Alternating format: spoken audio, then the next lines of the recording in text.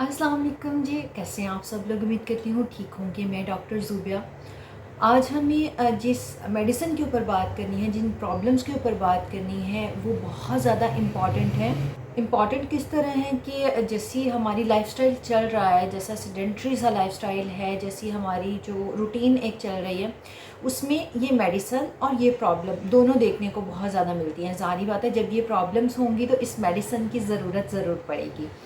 आज हम बात करेंगे कि अगर आप किसी पेशेंट को देखते हैं या आपके फैमिली में या आपके साथ अगर प्रॉब्लम है, गैस्ट्रिक इशू है, गैस का बहुत ज़्यादा बनना, या फिर एसिडिटी का इशू है कि बहुत ज़्यादा तेज़ाबियत है, इसके साथ साथ आईबीएस की प्रॉब्लम है, या फिर आपके सर में बहुत शदीद दर्द होता है और उसके बिहाइंड पे रीज़न जो है वो गैस, बहुत ज़्यादा गैस बनना है, तो आप कौन सी मेडिसिन इस्तेमाल कर सकते हैं।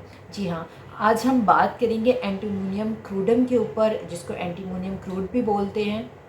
इसके ऊपर बात करेंगे, इसके साइन एंड सिम्टम्स देखेंगे कौन सी ऐसी कॉम्प्लिकेशंस और किस लेवल तक वो कॉम्प्लिकेशंस जा सकती हैं, तो हम एंटीमोनियम क्रूडम का यूज़ कर सकते हैं और किस पोटेंसी में यूज़ कर सकते हैं, पेशेंट को क्या क्या प्रॉब्लम्स फेस करने को मिलती हैं और इसके की नोट्स क्या होते हैं, इसके ऊपर आज हम बात करेंगे। इसलिए वीडियो को जो है वो एंड तक ज़रूर देखिएगा।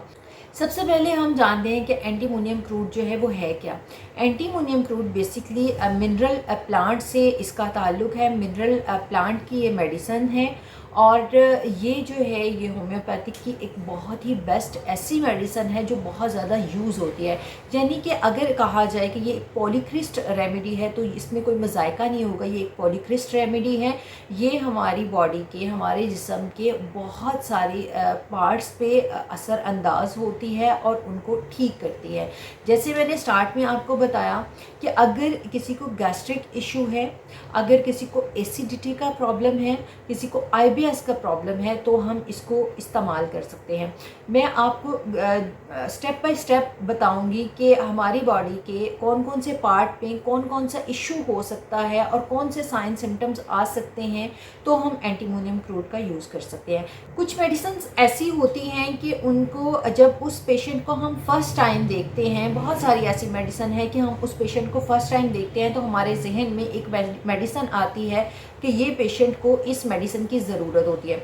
जैसे मैं आपको अपनी पहले बहुत सारी वीडियोस में बता चुकी हूँ कि होम्योपैथिक डॉक्टर को कुछ ऐसे पर्टिकुलर की नोट्स का पता होना चाहिए, उसको उसके स्टडी में होना चाहिए, उसके नॉलेज में होना चाहिए कि जब पेशेंट उसके पास आए, उसको देखकर, उसके ज़ाहरी खद्दोखाल को देखकर, उसकी एक्टिविटी को देखकर अंदाज़ा हो सके कि इसकी कौन सी मेडिसिन हो सकती है।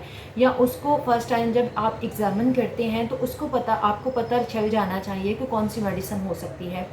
एंटीमोनियम क्रूड के अगर की नोट की बात करें और इसकी फर्स्ट जो एक ड्रग पिक्चर है उसको देखें, तो सबसे पहले एंटीमोनियम क्रूड का जो पेशेंट होता है, कैसे पता चलता है कि ये एंटीमोनियम क्रूड का पेशेंट है, कि कोई भी अगर उसको प्रॉब्लम आती है, उस प्रॉब्लम के साथ उसकी टंग जो है वो वाइट कोटेड होगी, एक थिक लेयर होगी, वाइट कोटेड होगी।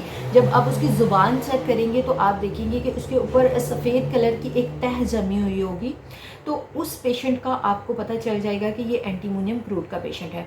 इसके साथ साथ जो है गैस्ट्रिक प्रॉब्लम, मैंने आपको बताया बहुत सारी होम्योपैथिक में बहुत सारी ऐसी मेडिसिन हैं जो गैस्ट्रिक इशू के लिए बहुत ज़्यादा फ़ायदेमंद साबित होती हैं, और कुछ मेडिसिन ऐसी हैं जो एसिडिटी के लिए बहुत ज़्यादा फ़ायदेमंद साबित होती हैं। आप उनको एंटीमोनियम क्रूड से अलग कैसे कर सकते हैं, या एंटीमोनियम क्रूड को उन सब से जो है वो मुख्तलिफ कैसे जान सकते हैं, वो ऐसे ही कि इस पेशेंट की जो टंग है वो वाइट कोटेड होगी और एक थिक लेयर जमी हुई होगी। अगर इसको गैस्ट्रिक इशू है, इसको एसिडिटी का प्रॉब्लम है, ये बहुत ज़्यादा इरिटेट होगा।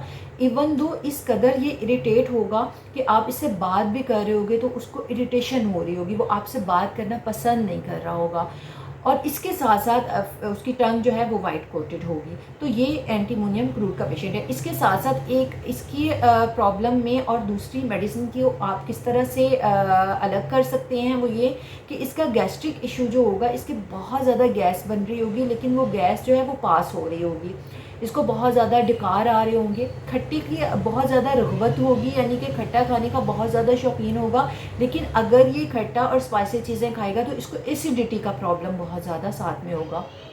इसके साथ साथ इसके सर में बहुत ज़्यादा दर्द होगा, बहुत ज़्यादा गर्म चीज़ पीने से या बहुत ज़्यादा ठंडी चीज़ पीने से इसकी जो तकलीफ़ है इसमें इजाफ़ा होगा। इसके साथ साथ नहाने के बाद यानी कि ठंड के बाद जो है वो इसको पानी में भीगने के बाद भी इसकी तकलीफ़ में बहुत ज़्यादा इजाफ़ा होगा।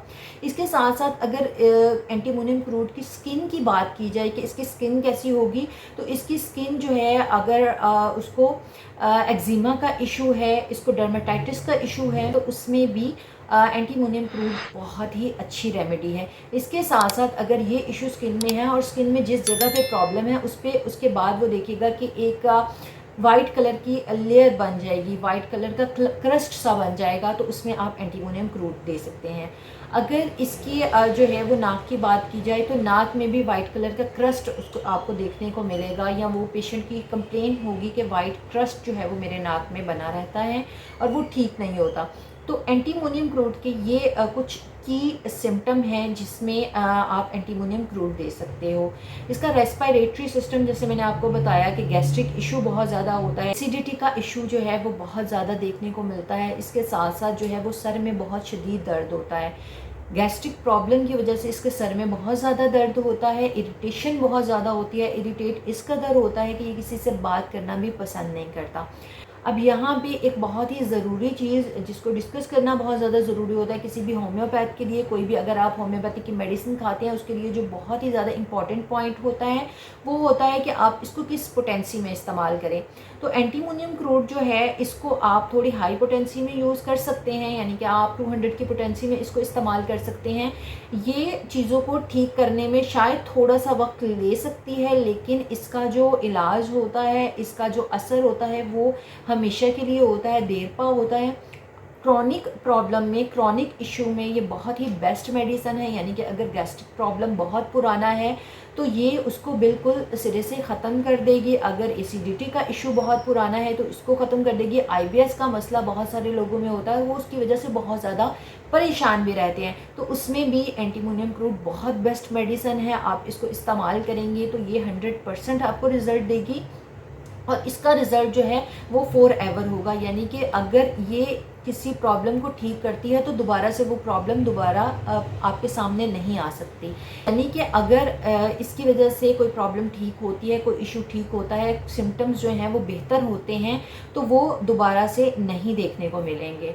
तो उम्मीद करती हूँ कि आज की वीडियो में मैंने आपसे जो पॉइंट डिस्कस किए एंटीमोनियम क्रूड के हवाले से, जो की नोट डिस्कस किए, आपको इस दवाई की बहुत अच्छे से समझ आ चुकी होगी।